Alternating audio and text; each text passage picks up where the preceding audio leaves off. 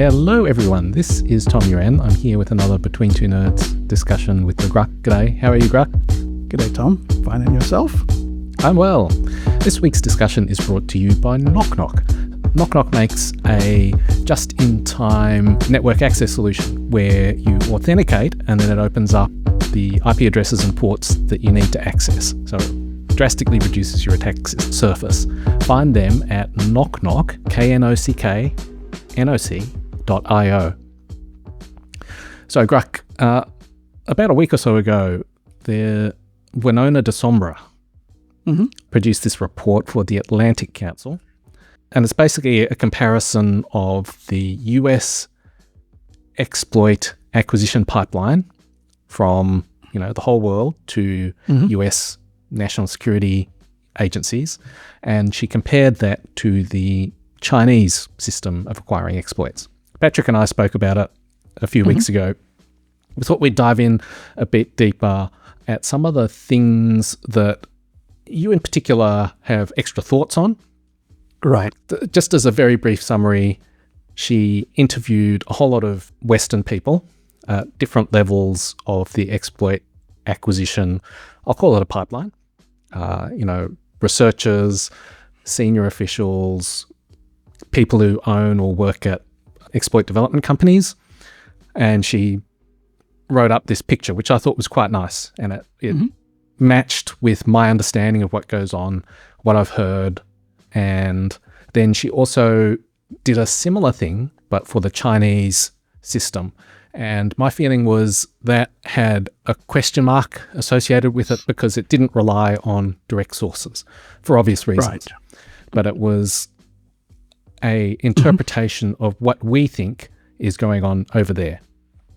And so that part had to me a few caveats. The overall thrust of the paper argues that the US needs to do things differently for various reasons. Right. No, I'd say off the bat that I overall very much agree with the paper. Several of the policy recommendations are things that we've either addressed here repeatedly or in other forums. I don't feel that she's proposing anything here that we think is necessarily completely wrong. With one caveat, which I think we'll get to. But I think just generally speaking, it's a very clear-eyed and good write-up of the state of play as things are and how one sort of legacy system is maybe not fit for purpose anymore and another system is probably more suited to at least the way that the Chinese are operating, for example. Yep. It felt to me that she's describing a system where for the US, it's like a club where most of the people who sell, write, develop exploits are either former intelligence officials or they know people who have worked in the business, and it's somewhat incestuous and it's who you know, and that has worked up until now. But as exploits get harder and harder to find and develop, it means that you're limiting your pool unnecessarily. So this, I think, it's very similar to just the defense industry market in general, right? Yep. So I saw a thing recently about how they've done a lot of innovation in DoD acquisition pipelines to try and become more nimble and agile and gain access to the existing commercial market, because you can get something in 6 months instead of 6 years, and it will be cheaper and all this stuff. And sort of they're looking at Ukraine and going we can't compete at that level. And so the historical problem that they've had is the way that you gain access is you have to be able to do 250 pages of paperwork to apply to get access to a contract bid, right? And then it's sort of that favors the incumbents, and then that sort of it tends to also favor the people who have the 3-star generals on their board of advisors and things like that. So you get these people who have these long relationships and have departments set up just to handle the stuff, and it's very hard to break it. It's very much an old boys club. And the way that they changed that was they made this streamlined process where for things of like less than $5 million, or, I mean, it's some astronomical price for an individual, but it doesn't register for like a Raytheon, right? Yeah. And so they had the streamlined process of like several weeks turnaround and like longer commitment contracts. Like if you do a thing, we buy it, we like it, we'll do several years of purchases from you. Like we guarantee that it's not going to get stolen. And that was important because no one could do startups in the defense sector because it was just such a bad market. And so no one would invest. Like there were literally investors who would say, if you do that, we won't give you money because it's useless. Now that it's changed, the defense sector is booming as a startup environment. I think what she's suggesting in a way is that needs to happen with the exploit acquisition pipeline, is that the same sort of problem exists where there's very much this old boys club. There's very much this like established network of this is how we've always done things. And while it made sense historically, it's no longer fit for purpose. It doesn't meet the needs of today's modern cyber battle space. Yeah, I mean, that was exactly what I thought as well. The similarity between like drones versus F-35s. Right. And so I think that's a good description of the conclusion of the paper. Right. And what I liked is that it just sort of sets it out in a way that you read it and you go, oh yeah, actually that's pretty obvious. Right. That just totally makes sense. Now, however, there were some things that... It's not all sunshine and roses. There were... Time for the Spanish Inquisition now. Bring out the comfy chair. Yeah. Yeah. I don't think any of these things that we're going to bring up detract from the paper. Right. They're not. Like I don't think they invalidate. Yeah. Yeah. They're critiques. They're BTN quibbles. So it's not a criticism of the paper overall, but there are certainly things that I don't completely agree with. And I think one of the ones that stood out to me a lot was the idea of burning O days, of having these competitions to find bugs, to kill them, to deny them to the adversary or the adversaries, right? So the idea that you could, given that it's much harder to find bugs and there's sort of few of them to go around, if you can find and burn them, then it's very likely that you are finding and burning ones that your enemy would be using. Right. And I think that is true, except that the enemy doesn't operate the same way you do. And she addresses this when she talks about end days, where the Chinese are perfectly willing to use something if it works, even if it's not an O day. Right. Whereas in the West, that's just not acceptable. Yeah, from what I understand, right? It's just they have very different ways of operating. So China will take something like they will happily take a CVE from 2019 that has been patched for 6 years now, and if it works to get them access, they will use it and they will be fine with it. Like it won't bother them that they had to use something that was old and publicly known and can be detected by IDS or EDR or whatever. Like that's not a problem for them. And so adding to that stockpile just increases the number of bugs that they can use, is what I'm saying. Right. But I mean, leaving it as 0 day doesn't seem like a good idea either. But aren't you sort of attacking there the entire premise of what someone like Google's, what's it called, Project Zero or Tag would do? Yeah. And maybe I should read the recommendation. So it's at the back of the paper. There's a number of recommendations in different categories. One of them is catch and burn capabilities. And basically, she proposes that the US intelligence community should actively identify offensive capabilities, not just leveraged by adversary states, but also offensive capabilities likely being sold to adversary states, to either disclose them to vendors who can fix them or use them in false flag operations. This will assist US companies in making their products more secure while also imposing costs on an adversary. Right, so you're saying that doing that will just result in more end days, which they'll just continue to use. But isn't an end day, at least you then have a chance of patching it? In theory. I mean, you have a chance, but people don't. Yeah. is what I'm getting at. It's like, Yeah. I don't think it's the wrong move, but I don't think it will have the impact. Right. So I think overall, like, sure, like making fewer O days does improve security in a way, right? But I don't think the way that it does that is by reducing the arsenal of what's available to China. Yep. Right. Like, I don't think that is sort of like the major win that you're getting out of it. I also kind of think that countries do this already. So I guess I'm thinking about... absolutely. And so this doesn't to me feels like a new thing that would be totally novel. It seems like maybe it's not actively pursued, but it also it probably doesn't have as much, it's not emphasized as a thing so much as if the opportunity comes up, let's go for it. Yeah. And I'm thinking about something like Kaspersky publishing Operation Triangulation. Right. Which was a campaign targeting iPhones and affected allegedly thousands of iPhones of Russian officials. And Kaspersky publishing a lot of details and getting it patched by Apple. That seems like exactly what's going on here. Right. And Cyber Command was publishing malware to VirusTotal for a while. Yeah. And I think that's stopped, but like for no particular... People do this all the time. Like, it's not a novel suggestion. Absolutely.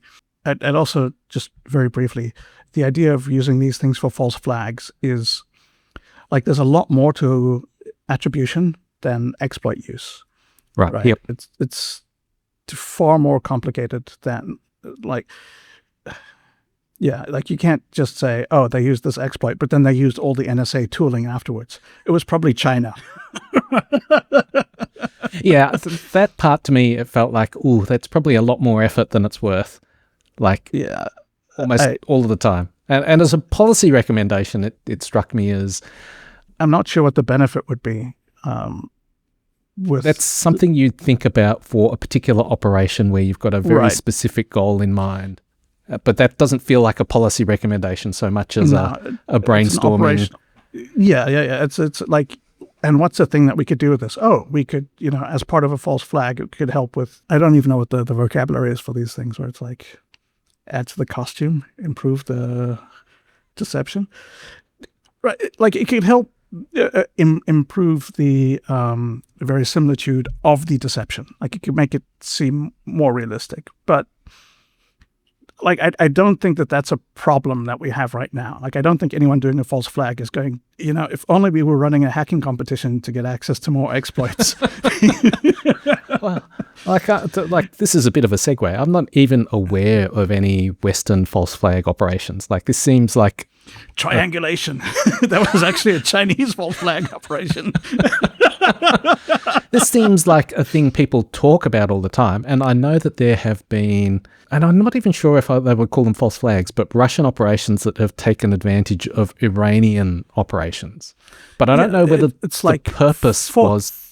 A fourth party collection, I think, is a thing that happens, right? Yeah, but it's like collection. It's not false flag. It's just taking advantage of someone else's work. It's cheating. it's like I think that's exactly what I was going to say. I was going to say it's like stealing someone else's homework and claiming it as your own. Yeah. I was thinking, like, it's the ChatGPT of cyber espionage. Yeah, so I mean, there have been a couple of Russian destructive operations where they tried to masquerade as the North Koreans. I think it was the Winter Olympic Games or something. Yeah, it was very sloppy. Intentionally so, right? Because the point was that the Russians had been excluded from participating, so they wanted to throw a hissy fit, but they couldn't actually throw a hissy fit because that would be an international incident. So it had to be plausibly the North Koreans. Right. Without being too authentically the North Koreans, because the point was to be like, yeah, it's us, but you can't prove it. That's what they were going for. Yeah, the sort of implausible deniability of just enough. It's yeah. No one believed it, but that was sort of the point, right? No one was supposed to believe it. False flag recruitment is a thing that happens in HUMINT all the time. You don't like the Russians, but if the Israelis tried to recruit you, you would say, okay. So the Russians would approach you as the Israelis Right. And be like, I can't say who I'm working for. It's Mossad.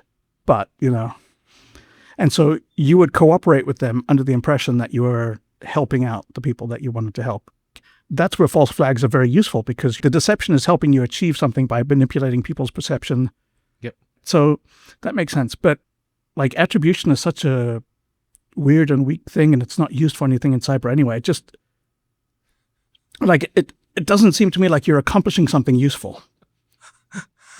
Like, I don't see the end goal. Like, I'm probably too stupid, but it's just, I don't know why you would do that. Moving on. Like, that seems more like a throwaway anyway. Yeah. So another thing you mentioned was East Asia. Yeah, right. There's a couple of things that she brought up, which I'd like to discuss. China has actually invested very heavily in their exploit development pipeline in a way that the US has not. And this is a thing that we've brought this up multiple times in different ways. So all the pwn-to-own competitions used to be absolutely dominated by China, because they had these huge teams. Like, there were 300 people just at Tencent, Alibaba, and Qihoo 360. Like, they each had 100 people working on ODay development, like exploit dev. And if you look at what the US has commercially, similarly in that it's a large tech company that's investing in this, you have the 10 people at Project Zero at Google. Yep. So any one of those companies has 10 times the number of people working on it. Right. Yeah. Right. And there's 3 of them. So there's 30 times as many people working on this stuff. Right. So they just absolutely dominated these contests. Yeah. One thing that came out in the paper is that in China there is a real proper pipeline from school, university to immediately to jobs, whereas in the US there's this kind of gap where it's really people seem to either use hacking competitions to develop skills or are self-taught or whatever. There's no explicit A, B, C, D. It's like A, B, G somehow. Right. And that part felt right to me.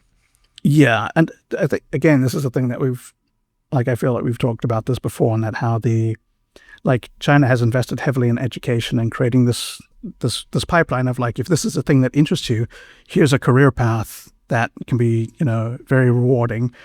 And these are all the steps that you take, and it's all laid out. You've got a lot of options to pursue it and all that. Whereas in the US, I think if you wanted to do exploit development, you'd sort of either have to learn it yourself or somehow get recruited by NSA after you've gotten your PhD in math. Yeah. Like in the US, I'm just thinking of Charlie Miller, who worked for NSA and then went and did the hacking contests and did quite well at them. Right. And so it's the kind of reverse process. Right. And he got his PhD in math, and then he got hired, and then they were like, we're going to send you to the hacking training. Yep. And from there, he learned how to hack. Like, he didn't show up as like, I'm a good hacker, you should let me in. So one of the things you mentioned before was that you didn't think that the Chinese were getting many exploits from East Asia. So the paper says that China is attempting to expand its offensive hacking talent pool to researchers in East Asia, South Asia, and the Middle East. And so that it's trying to develop a much broader aperture, I guess. Yeah. So fish in a bigger pool.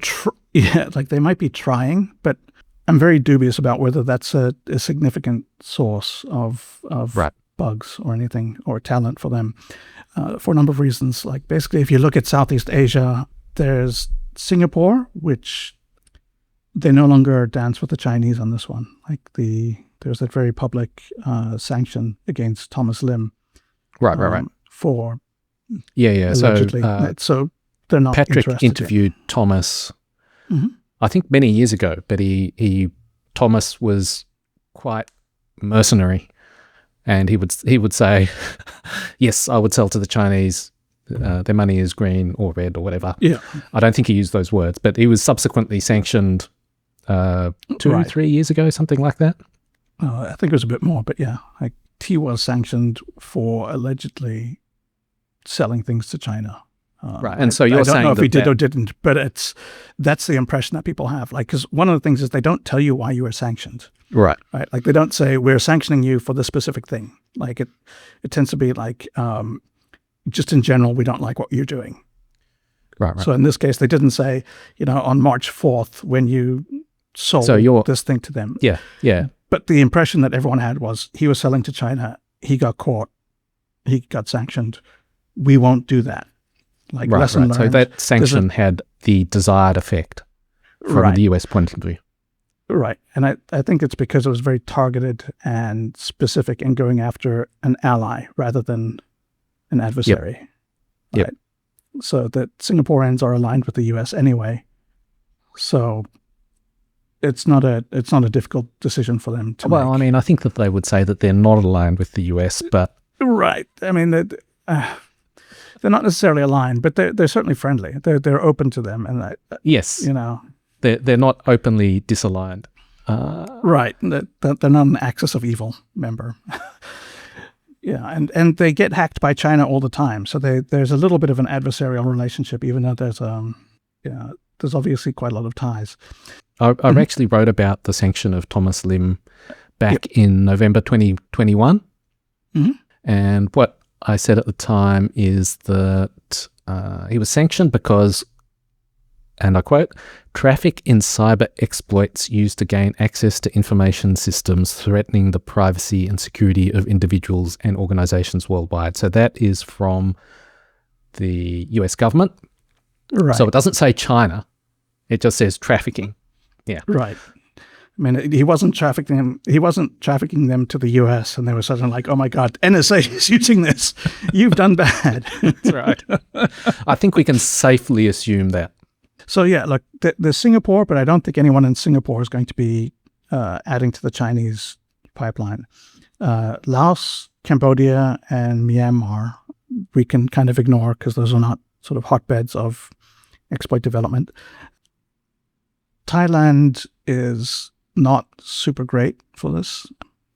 And then you've got Vietnam, where actually, while there is quite a lot of security talent, they don't have the best relationship with China. Right. Like they were invaded by the Chinese. They have 1,000 years of fighting the Chinese. They still get constantly hacked by them. So I don't think they would be super thrilled to do that.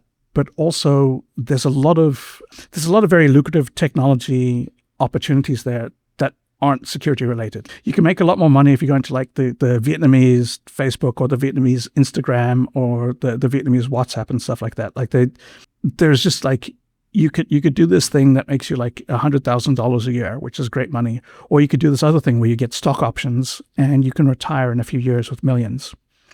And it's not a choice at that point. So there's I don't think there's a lot of surplus talent available. Right. So there's that. Malaysia actually does have a very good, very rich security community. But my understanding is that they don't really like China very much. Like I don't see them developing exploits and selling them to China as a big thing. Like they're closer to Singapore and they're aware of what happened to Thomas Lim as well. Right. So they're going to see the same sort of threats. This would go for Indonesia, which has a much smaller community, but it's similarly like they've seen what happened, right? So like China might be throwing out feelers, but I don't think they're getting I don't think it's a rich pool for them to be fishing in. Right. I just don't think anyone's interested. I guess that raises the natural question of, is this a pool that the US should be looking to absolutely fish in? Yeah, absolutely. Because a lot of those dynamics you've described are, one, we just don't like the Chinese, or two, there's better alternatives. So if there's any alternatives, then those would be more attractive, just inherently. Like, so you could have price parity, and then all of the soft power stuff around it would make it more attractive. You could possibly even have lower prices and still be more attractive, right? Right. So for many of those countries, the South China Sea is an issue that they might care about, whereas I think that probably the average US citizen doesn't care about it particularly. There's a contested area where the Philippines, Vietnam, China, Malaysia, Singapore are all worried about this area of sea. Yeah. And so I think those kinds of things would have some sort of impact. Absolutely. I don't think any of these places have friendly relationships. It's sort of neutral to suspicious. Uh, and I think that goes for the population as well. Like China it's not been very good at doing outreach and building. Chinese soft power doesn't really seem to be a thing. Yeah. So like the wolf warrior diplomacy thing is sort of, it's not doing them any favors, I think. Yeah. So selling to China seems like a non-starter, obviously with individual exceptions, because there's always individual exceptions, but selling to the US or its allies, I guess, which is... Right. NATO in general, the West, seems like it's a possibility. Yeah, I think that would be attractive, and it's unlikely to get censure from the local government as well. It's not addressed in this paper, but it's one of the things to remember is that like governments have a tendency to look at this sort of thing as a strategic interest for the state, right? So they might not be paying attention to it beforehand, but if they find out that all of these capabilities are being developed by a company headquartered in their capital, but being sold to the US rather than being offered to them first, they could take a very dim view of that. Like there tends to be a sort of like, we will allow you to do this, but we should have first dibs. Yeah. It's unlikely that they'll be super thrilled to find out that all of the stuff that's being developed by their people is being shipped overseas. Right. But that seems an argument against selling to the US as well, or Australia, for example. Yes. It'd be an argument against it. It's, let me rephrase it. It's not necessarily an argument against. It's that it's not as easy as it seems, right? Like it's not like you can just show up and be like, "Hi, we're the more attractive option. You should sell to us," because actually the most attractive option is the local government, and if they're bypassed, they might take offense. So the dynamics are a lot more complex than just like, we're the good guys, you should sell to us, right? But there's certainly an opportunity that does exist that can be taken advantage of. It's not necessarily that there's a huge pool of like surplus skill and talent that's waiting to be tapped, right? It does exist, but it's not necessarily... Right. Yeah. I mean, the US has intelligence relationships with many, many countries. So it seems like that there might... It's basically the 150 eyes or something, right? And it's... I would describe many of them as tactical relationships based on particular purposes. But it seems that there might be a way to square that circle of acquiring exploits and giving up something in return. I think if you're interested, it can easily be done. Now, one of the things that Winona wrote in her paper that we both took exception to was, she says US big tech companies, and this is the subtitle, as a strategic counterweight. And her argument, if I'm understanding it right, is that because the US big tech companies work so hard to fix their products and plug security gaps, this is actually a net negative for the US because they're so dominant worldwide, relatively, that actually makes it harder for the US intelligence agencies. I think in a very, very narrow view, you could see it that way. From sort of like, from an absolute frontline operator perspective, maybe. Like you're making my personal job harder. But as soon as you get to like anyone above frontline, it's like, you're making it easier for us overall and harder for our enemies. Yeah, so what she explicitly says is US domestic technology companies' cybersecurity measures are a strategic obstacle to US offensive cyber goals. And I think narrowly... I'd say it's a tactical obstacle at best. Certainly not strategic. Yeah, so I kind of think narrowly that's true. Better security makes it harder, but that I think doesn't mean it's a net loss for the US as a whole. Right. I think strategically it's a net win. Tactically, it might make certain things harder, but it makes it harder for everyone. Yeah. So she particularly talks about the mobile phone market where iOS and Android are relatively dominant globally. And she's arguing because those companies, Apple and Google, have been so good at fixing things, that this has made it much harder, and the US is a net loser. I'm not sure that she actually explicitly says. I fundamentally disagree in that I think that the ability for NSA to find exploits in iOS, like even if the difficulty ramps up, the ability for NSA will still be there. They'll still be able to find something, as long as there's something to be found. I don't think that holds true for everyone, right? So I think it might be more of a problem for, say, France or Germany or the UK. And I think that disproportionately affects adversarial nations. Possibly not China, given their depth of exploit development talent. But that just suggests that there needs to be even more investment in security to keep China out. Right. Well, what is interesting to me is that you mentioned the Huawei OS, and I think there is increasingly other markets which don't use Android or iOS. And I think, having domestic companies that make a very secure operating system is a net win. And if somebody else uses something else, well, it's like a free fire zone. After Operation Triangulation, the Russian diplomats and that are banned from using iOS. So improving iOS is not a strategic problem at all anymore because the adversary is not using it.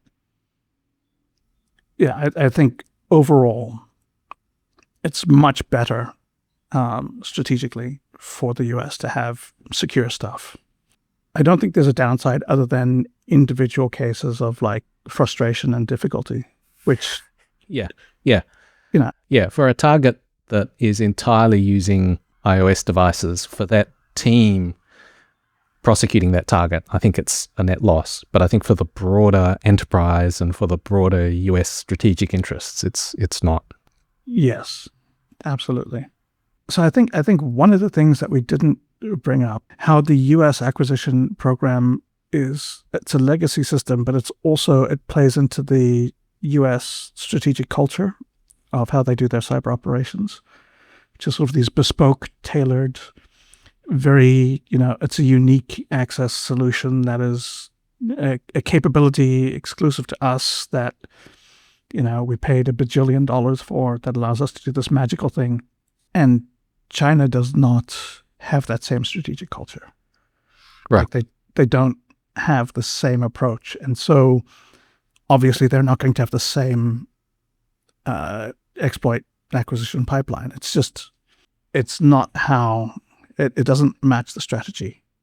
So yeah, I think that's something that wasn't addressed in the paper. And I wouldn't expect it to be, but I do think it's worth raising, in that there are just these fundamental cultural differences. Right. And while, I think that the US can adapt their culture and their pipeline maybe to be more flexible and better than it is, they're not going to have China's pipeline. It's not going to happen.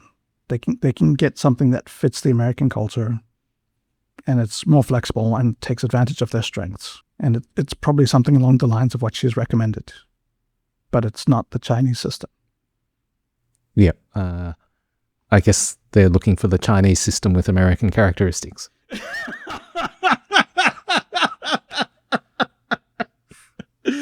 Oh, thanks a lot, Tom. Thanks, Grugq.